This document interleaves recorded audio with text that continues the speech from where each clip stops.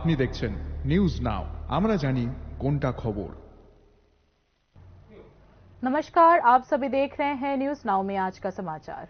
Booth, मंडल और जिला स्तर पर नई कमेटियों के गठन और नए अध्यक्ष के चुनाव के बाद अब त्रिपुरा प्रदेश बीजेपी अध्यक्ष की चयन की प्रक्रिया शुरू हो चुकी है। बीजेपी संगठन स्तर पर बैठकें कर रही है, लेकिन अंतिम निर्णय पार्टी के केंद्रीय नेतृत्व द्वारा ही लिया जाएगा। अगले कुछ दिनों में नए प्रदेश अध्यक्ष का नाम घोषित किया जा सकता है। दिल्ली विधानसभा चुनाव के बाद बीजेपी के अखिल भारतीय अध्यक्ष का चुनाव होना तय है। विभिन्न मीडिया रिपोर्ट्स के मुताबिक त्रिपुरा के मामले में नए प्रदेश अध्यक्ष के नाम की घोषणा अगले कुछ ही दिनों में हो सकती है।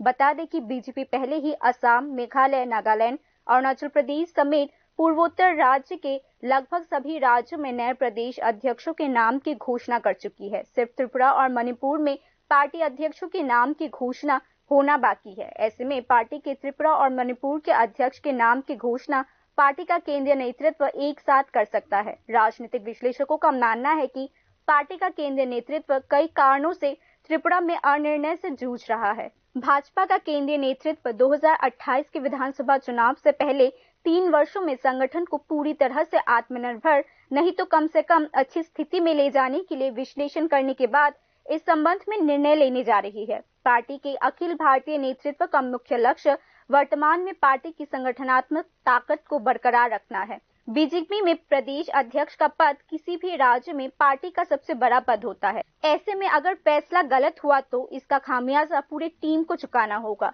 ऐसे में विपक्ष को योग्य नेतृत्व से घेरने के लिए ही नहीं बल्कि पार्टी का केंद्रीय नेतृत्व इस बात को भी महत्व दे रहा है कि नॉमिनेटेड प्रांतीय अध्यक्ष पार्टी के सभी अंगों के पदाधिकारियों और विभिन्न स्तरों पर पद अधिकारियों के लिए वांछनीय हो। राजनीतिक विश्लेषकों का मानना है कि त्रिपुरा में बीजेपी के लिए नए प्रदेश अध्यक्ष की घोषणा इन्हीं सब कारणों से हुई है। इसी बीच पार्टी के प्रांतीय अध्यक्ष के चुनाव पर ध्यान केंद्रित करने के लिए पार्टी के जिम्मेदार पद अधिकारियों सहित विभिन्न समय पर संगठनात्मक स्तर पर बैठकें की जा रही है। त्रिपुरा प्रदेश बीजेपी पार्टी के जमीनी स्तर तक यह संदेश दे रही है कि अध्यक्ष के तौर पर जिस भी नाम की घोषणा की जाए उसका पूरा समर्थन किया जाए। Bureau report, news now. Bharat सरकार के इलेक्ट्रॉनिक्स और इंफॉर्मेशन टेक्नोलॉजी मंत्रालय के डिजिटल इंडिया भाषिणी विभाग अर्थात DIBD के साथ त्रिपुरा ने समझौते पर हस्ताक्षर किया है। यह समझौता त्रिपुरा के समृद्ध क्षेत्रीय भाषाओं का उपयोग बढ़ाने और नागरिकों को डिजिटल सुविधाएं प्रदान करने के लिए राज्य के प्रयासों का हिस्सा है। पूर्वोत्तर क्षेत्र के पहले राज्य के रूप में त्रिपुरा ने यह समझौता किया है, जैसा कि इंफॉर्मेशन टेक्नोलॉजी मंत्री प्रणजीत सिंह रॉय ने प्रज्ञा भवन में आयोजित कार्यक्रम में बताया। त्रिपुरा में कई नागरिक भाषाई बाधाओं का सामना कर रहे हैं, विशेष रूप से ग्रामीण और आदिवासी क्षेत्रों में। उनके लिए तकनीकी समाधान जैसे CM हेल्पलाइन, ई-विधान, किसान सहायता ऐप और ई-डिस्ट्रिक्ट सहायक हो सकते हैं और इन्हें एकीकृत किया जा सकता है। आज जो मऊ अभी हो गया, साइन हो गया, ये त्रिपुरा सरकार के IT डिपार्टमेंट को ओर से बहुत सारी अचीवमेंट हम लोग कर दिया। सबसे बड़ी बात जो आज जो एग्रीमेंट हुआ सारा देश में हम लोग हमारा स्टेट त्रिपुरा एक स्टेट इन आवर कंट्री इसके साथ साथ में हम लोग पहला जो नॉर्थ ईस्टर्न रीजन में हम लोग के स्टेट में भाषण के साथ हम लोग आगे बढ़ा हुए हैं। सबसे इनका माध्यम से हमारा स्टेट का वही हम पूछेंगे। हमारा सिर्फ बंगाली नहीं, हमारा सब हमारा 19 जनजातियों को कम्युनिटी है। सीपीआईएम के राज्य सचिव जितेंद्र चौधरी ने 29 जनवरी को रविंद्र भवन के सामने आयोजित पार्टी के राज्य सम्मेलन के दौरान राज्य भर में पार्टी प्रचार अभियान को नष्ट किए जाने की शिकायत की है। उन्होंने बताया कि पार्टी ने सम्मेलन के बारे में थाने और संबंधित विभागों को सूचित किया है और इसके आयोजन के लिए रविंद्र भवन के सामने सार्वजनिक आयोजन स्थल का चयन किया गया है। सीपीआईएम के राज्य सचिव जितेंद्र चौधरी ने उम्मीद जताई है कि 29 जनवरी को पार्टी के राज्य सम्मेलन में त्रिपुरा के लोकतंत्र और शांति चाहने वालों का सहयोग और पुलिस प्रशासन की भूमिका प्रभावी रहेगी। बावजूद इसके कि विपक्ष सीपीआईएम पार्टी के प्रचार अभियान को खराब कर रहा है। आगे आईपीएफटी এখন মাথাও তোমাদের এই ইতে গোয়ালে ঢুকিয়ে নিয়েছে। কেন আতঙ্ক? গণতান্ত্রিক ব্যবস্থায় গণতন্ত্রকে মজবুত করতে গেলে পরে সত্যিকারের যদি ডেভেলপমেন্ট জনগণের কাছে সেরকম সুনিশ্চিত করতে হয়, বিরোধীদেরকে স্থান দিতে হয়। তো আশা করি আগামীকাল মসৃণভাবেই ত্রিপুরাজ্যের যে শান্তিপ্রিয় গণতন্ত্রপ্রিয় জনগণের সহযোগিতায় এবং পুলিশ প্রশাসনের তাদের সুমতি হবে, শাসক দলের এই অন্যায় আবদারগুলি এড়িয়ে তারা সত্যিকারে তাদের ভূমিকা পালন করবেন এবং আমাদের এই সমাবেশও সফল হবে এটি আমি আশা করি। व्यापारी संगठनों ने बजट से पहले केंद्र सरकार से रोजगार और आय वृद्धि कर बाजार को बढ़ावा देने की मांग की है। इस बीच ये उम्मीद जताई जा रही है कि मोदी सरकार के बजट में रोजगार पर जोर दिया जाएगा। हालांकि आर्थिक विशेषज्ञों का मानना है कि इस वर्ष के बजट में ग्रामीण अर्थव्यवस्था के महत्वपूर्ण हिस्से रेगा को महत्वपूर्ण नहीं दिया जाएगा। केंद्र में नरेंद्र मोदी के नेतृत्व वाली सरकार की तीसरे चरण का पहला बजट 1 फरवरी को पेश होना है। हर साल बजट में विभिन्न संगठन यह कहते हुए रोजगार सृजन की मांग करते हैं कि देश में बेरोजगारी बढ़ रही है, लेकिन इस बार तस्वीर अलग है। विधानसभा सीआईआई ने मांग की है कि नौकरियां पैदा करके और आय बढ़ाकर बाजार को प्रोत्साहित करने के लिए वित्त मंत्री निर्मला सीतारमण को बजट पूर्व चर्चा में तैनात किया जाएगा। नतीजतन कुछ हलकों ने यह प्रचार शुरू कर दिया है कि इस बार मोदी सरकार के बजट में रोजगार पर जोर दिया जाएगा। हालांकि उस रोजगार में यूपीए सरकार की रेगा योजना उपेक्षित रही है। आर्थिक विश्लेषकों के एक समूह का मानना है कि इस साल के बजट में रेगा को महत्व देने का कोई पहल नहीं किया गया है। पिछले बजट में रेगा के लिए आवंटन कम कर दिया गया था। आवंटन में कटौती के विरोध में वित्त मंत्रालय का तर्क था कि रेगा एक मांग संचालित योजना थी। आवंटन में कटौती के पीछे केंद्र सरकार का तर्क है कि मांग में कमी आई है, लेकिन जो नहीं बताया गया है वह है कि डीआरडीए का नाम रेगा लिस्ट से हटा दिया गया है। पूरे मोदी काल में रेगा लिस्ट से 1 करोड़ उम्मीदवारों के नाम काट दिए गए हैं। विरोधियों ने आरोप लगाया है कि मांग पर कार्य परियोजना के आवंटन को कम करने के लिए यह प्रथा अभूतपूर्व है। बता दें कि दूसरे मोदी सरकार को रोजगार बढ़ाने के लिए प्रोडक्शन लिंक इंसेंटिव और प्रोडक्शन बेस्ड सब्सिडी की शुरुआत की थी। भले ही इस साल योजना में कॉर्पोरेट ऑर्गेनाइजेशन को सब्सिडी मिली, लेकिन इससे रोजगार नहीं बढ़ा। हालांकि विभिन्न नेशनल मीडिया ने पहले ही रिपोर्ट प्रकाशित कर दी है कि तीसरे चरण की मोदी सरकार ने रेगा को आवंटन बढ़ाए बिना पीएलआई योजना में आवंटन बढ़ाने की पहल की है। आर्थिक विश्लेषकों के एक वर्ग का मानना है कि रेगा को प्रभावी ढांचे से खत्म करने की चल रही प्रक्रिया इस साल भी जारी रहेगी। 2024-25 में रेगा के लिए आवंटन पिछले वर्ष से घटकर जीडीपी का 0.26% हो गया है, जबकि वर्ल्ड बैंक के अनुसार इस रेगा योजना के लिए जीडीपी का 1.7% आवंटित किया जाना चाहिए, जो ग्रामीण रोजगार सृजन के लिए महत्वपूर्ण है। इसी बीच न केवल आवंटन कम किया गया है, बल्कि आवंटन धनराशि का 20% परियोजना के पिछले वर्ष के एक्सपेंसेस ऑब्लिगेशन को पूरा करने के लिए उपयोग भी कर लिया गया है। एक तरफ आवंटन घटा है तो दूसरी तरफ पिछले साल की देनदारियां चुकाने के लिए आवंटित राशि का 20% खर्च हो चुका है। इस जनवरी में रेगा योजना में 9.31 करोड़ रेगा उम्मीदवारों को नौकरियां मिली है। इन नौकरी उम्मीदवारों में से 75% महिला है। रेगा रोजगार ग्रामीण अर्थव्यवस्था की जीवन रेखा है।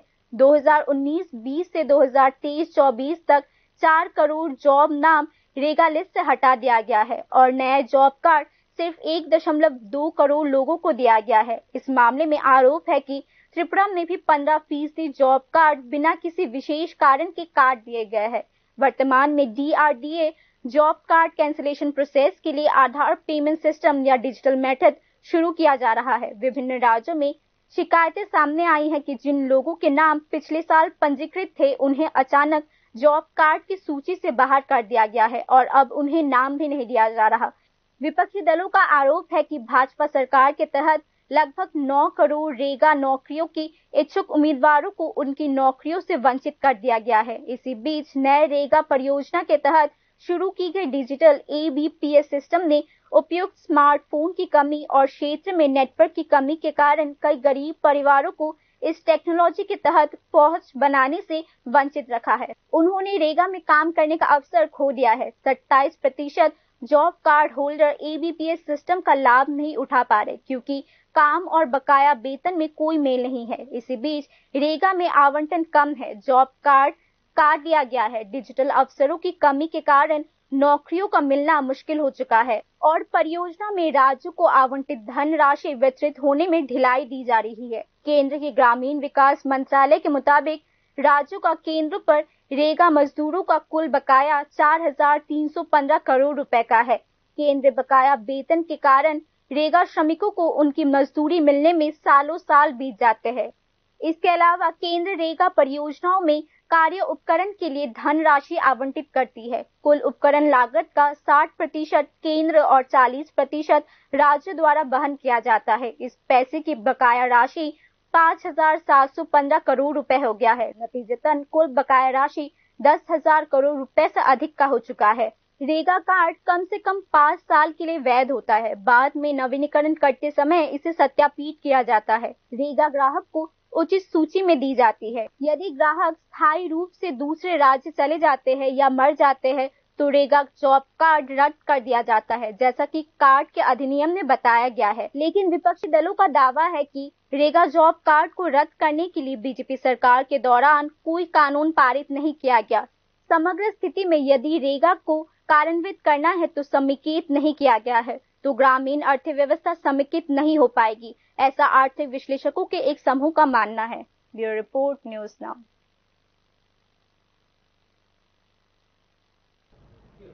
जीबी अस्पताल में आउटसोर्सिंग ठेकेदार के अधीन करीब 600 कर्मचारी लंबे समय से कार्यरत है।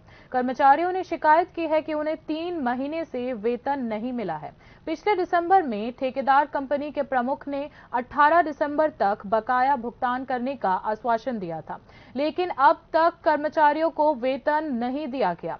जब कर्मचारियों ने अधिकारियों से संपर्क किया तो उन्हें टरकाया गया। इस पर कर्मचारियों ने बकाया वेतन की मांग को लेकर मंगलवार को विरोध प्रदर्शन किया।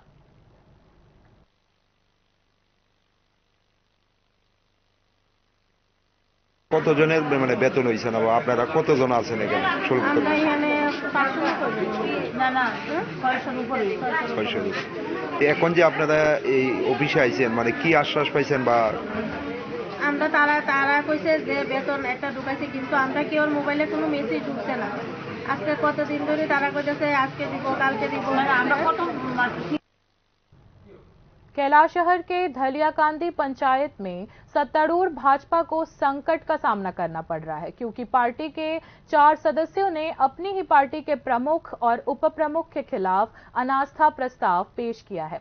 पंचायत में भाजपा के कुल 7 सदस्य हैं और उन्हीं में से 4 सदस्यों का आरोप है कि प्रमुख और उप प्रमुख कोई विकासात्मक कार्य नहीं कर रहे हैं। हालांकि उन्हें इस बारे में पहले भी सूचित किया गया था। यह अनास्था प्रस्ताव जिला परिषद दफ्तर में जमा किया गया है।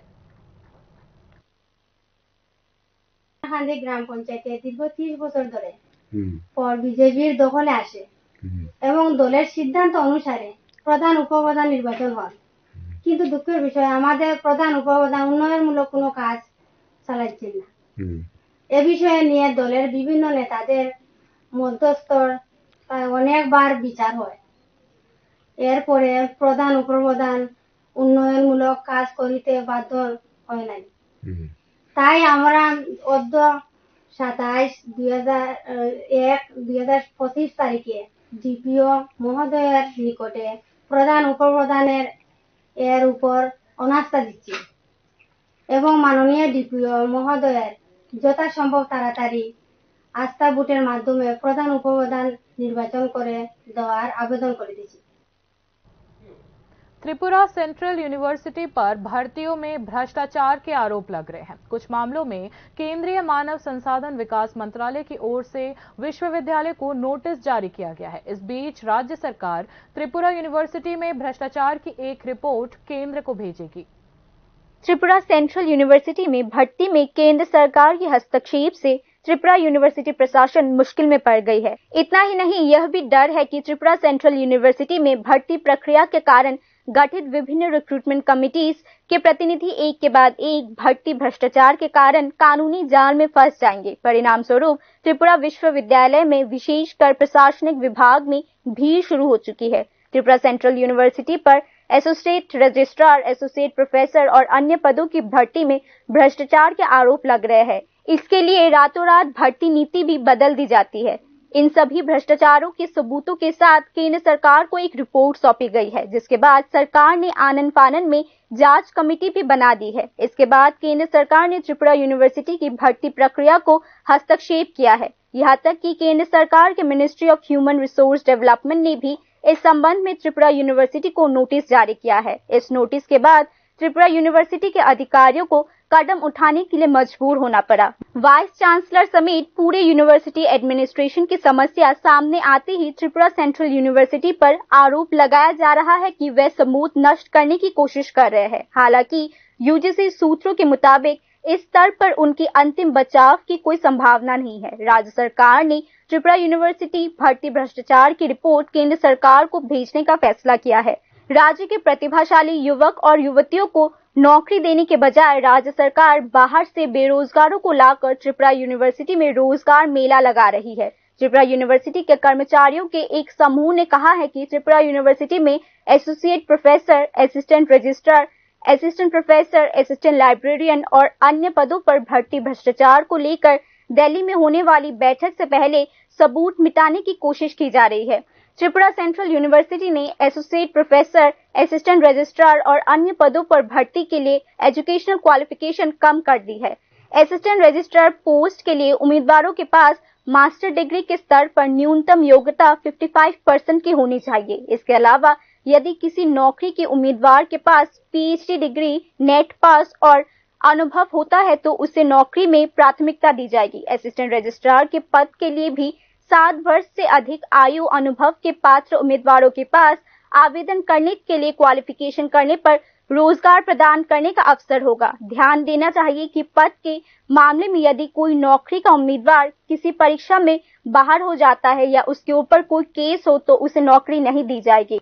एसोसिएट प्रोफेसर की नियुक्ति के लिए भी असिस्टेंट प्रोफेसर के पद पर न्यूनतम 5 प्रकाशकों के साथ 10 साल का कार्य अनुभव अनिवार्य होगा। असिस्टेंट रजिस्ट्रार के पद के लिए रिक्रूटमेंट सर्कुलर पहली बार 2019 में प्रकाशित किया गया था, लेकिन उसके बाद यह भर्ती प्रक्रिया कई बार रद्द कर दी जा चुकी है। फिर 2024 में फिर से भर्ती नीति को फिर से पूरी तरह से अवैध तरीके से बदलकर भर्ती प्रक्रिया फिर से शुरू किया गया। हालांकि असिस्टेंट रजिस्ट्रार पोस्ट के लिए 752 उम्मीदवारों ने आवेदन किया था, लेकिन किसी कारण से आवेदकों का पता गुप्त रखा जाता है, जो भारत में एक आश्चर्यजनक मामला हो गया है। यहाँ तक कि विश्वविद्यालय भी इस पर चुप है कि 2019 में आवेदन करने वाले कैंडिडेट्स को भर्ती प्रक्रिया में मौका क्यों नहीं दिया गया। इसके उलट भर्ती प्रक्रिया से पहले ही क्वेश्चन पेपर लीक हो गया। Complaints, political pressure, influence, administrative pressure और धमकियों के कारण विश्वविद्यालय के अधिकारियों को स्वयं भर्ती नीति बदलने के लिए मजबूर होना पड़ा।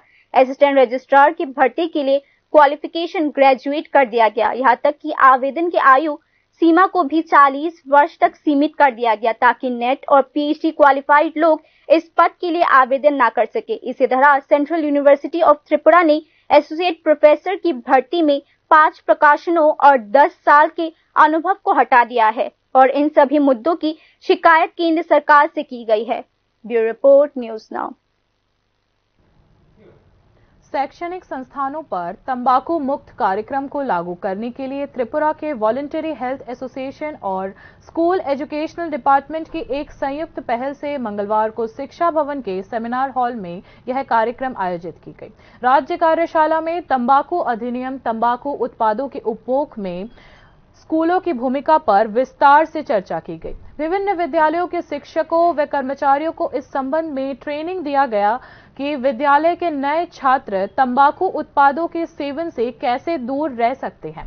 नेशनल हेल्थ मिशन के डॉक्टर शुभांकर पाल ने पत्रकारों को इस बारे में विस्तार से बताया। टीचर आছেন ওদেরকে আমরা ওরিয়েন্টেশন করাচ্ছি যাতে আমাদের আপকামিং জেনারেশনে যারা স্কুলে যাচ্ছে স্টুডেন্টরা ওরা যাতে ভবিষ্যতে টোব্যাকো তামাক মুক্ত থাকতে পারে সেটা নিয়ে আমরা এখানে ট্রেনিং করাচ্ছি। প্লাস আমাদের বাইরে থেকে মঞ্চ থেকে ওয়েস্ট বেঙ্গলে ডক্টর নির্মল্য মুখার্জিও এসছেন, উনিও এখানে এখন আমাদের টোব্যাকোর যে সিনারিও আছে ত্রিপুরাতে সেটা নিয়ে, প্লাস আমাদের ট্রফিতে ডিজিটালি আমরা কীভাবে স্কুলগুলোকে আমরা মনিটর করতে পারবো মানে ওরা টোব্যাকো ফ্রি কিনা সেটা নিয়ে। भारतीय खुफिया एजेंसी को सैटेलाइट तस्वीरों से पता चला है कि अगरतला के पास बांग्लादेश के ब्राह्मणबाड़िया जिले की तितास नदी के किनारे आतंकवादी प्रशिक्षण का एक केंद्र स्थापित किया गया है, जिसे पाकिस्तान की खुफिया एजेंसी ISI से सपोर्ट मिला हुआ है।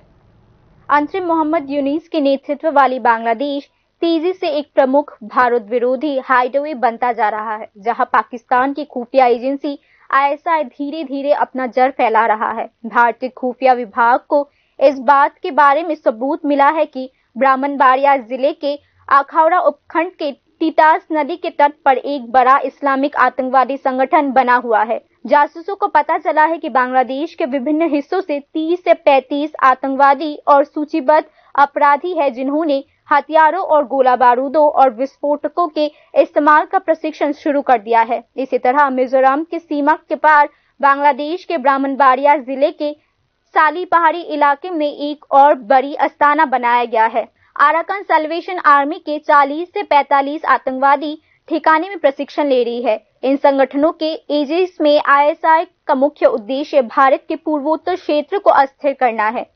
जियाउर रहमान और हुसैन मोहम्मद के नेतृत्व वाली बांग्लादेश की सैन्य तानाशाही ने पूर्वोत्तर में उग्रवादी संगठनों जैसे त्रिपुरा में TNV, ATTF, त्रिपुरा में NLFT और आसाम में ULFA को विशेष समर्थन दिया था। हालांकि शेख हसीना के नेतृत्व वाली सरकार ने इन आतंकवादी संगठनों को ध्वस्त कर दिया था, लेकिन मोहम्मद यूनिस के नेतृत्व वाली सरकार के दौरान जमात हिफाजती और हिजबुल्लाह तहीर जैसे कट्टरपंथी आतंकवादी संगठनों की मध्यस्थता एक बार फिर से शुरू हो गई है। भारतीय खुफिया विभाग को अंसरुल्लाह बंगाल टीम और हिजबुल्लाह तहीर कैडर्स की प्रशिक्षण की तस्वीरें भी मिली है, और यह तस्वीरें सैटेलाइट की मदद से ली गई है, जिसमें 3 कैंप्स में कम से कम 125 से 130 लोगों को ट्रेनिंग लेते हुए दिखाया गया है। भारत सरकार इस बात से भली भांति परिचित है, लेकिन दिल्ली ने पहले ही देश के उत्तर पूर्वी राज्यों को रेड अलर्ट में रहने का आदेश दे दिया था। Bureau report, news now.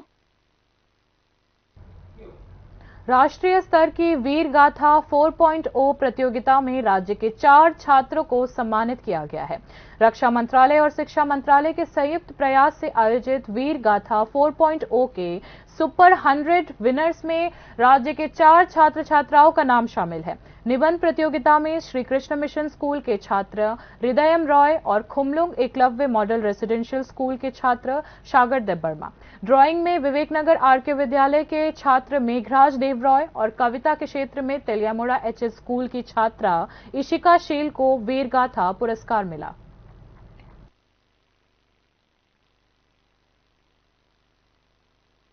আমাদের এই তেলিয়ামুড়া দ্বাদশ বিদ্যালয়ে ইশিকা শীল ক্লাস 7 বীরগাথা 4.0 রাজ্য স্তর থেকে জাতীয় স্তরে যখন ওর কবিতা পৌঁছায় সেটা সিলেক্টেড হয়েছে, তাই জাতীয় স্তরে পুরস্কৃত হয়েছে। আজ আমরা ইশিকাকে নিয়ে এখানে একটা ক্ষুদ্র অনাড়ম্বর সংবর্ধনা অনুষ্ঠান করেছি ইশিকার সফলতার জন্য এবং তেলিয়ামুড়া দ্বাদশ বিদ্যালয়ের অন্যান্য ছাত্রছাত্রীরা এই ইশিকাকে দেখে অনুপ্রাণিত হবে এই আশা রেখে, এবং আমরা অত্যন্ত গর্বিত ইশিকার এই সফলতার জন্য। বিদ্যালয়ের সকল ছাত্রছাত্রী, শিক্ষক শিক্ষিকারা অক্লান্ত পরিশ্রম করেছে এবং ইশিকার জন্য সবাই সর্বতভাবে অভিनंदन জ্ঞাপন করে। वाग देवी की पूजा की तैयारियां अब केवल चंद दिनों की दूरी पर है। राज्य की सबसे बड़ी सरस्वती मूर्ति बरदवाली में बनाई जा रही है। नगर निगम के 40 नंबर वार्ड की पहल पर यह भव्य पूजा आयोजित की जा रही है। संबंधित अधिकारियों ने बताया कि मूर्ति की ऊंचाई लगभग 40 फीट की होगी। सरस्वती पूजा के अवसर पर कुल 9 दिन तक मेला और उत्सव का आयोजन किया जाएगा।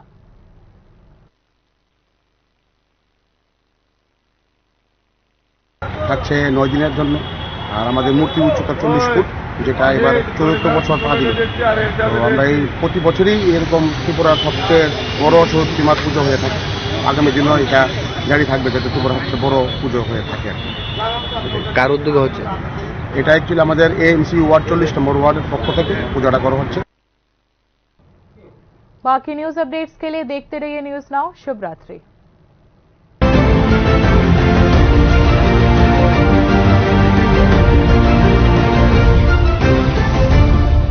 আপনি দেখছেন নিউজ নাও, আমরা জানি কোনটা খবর।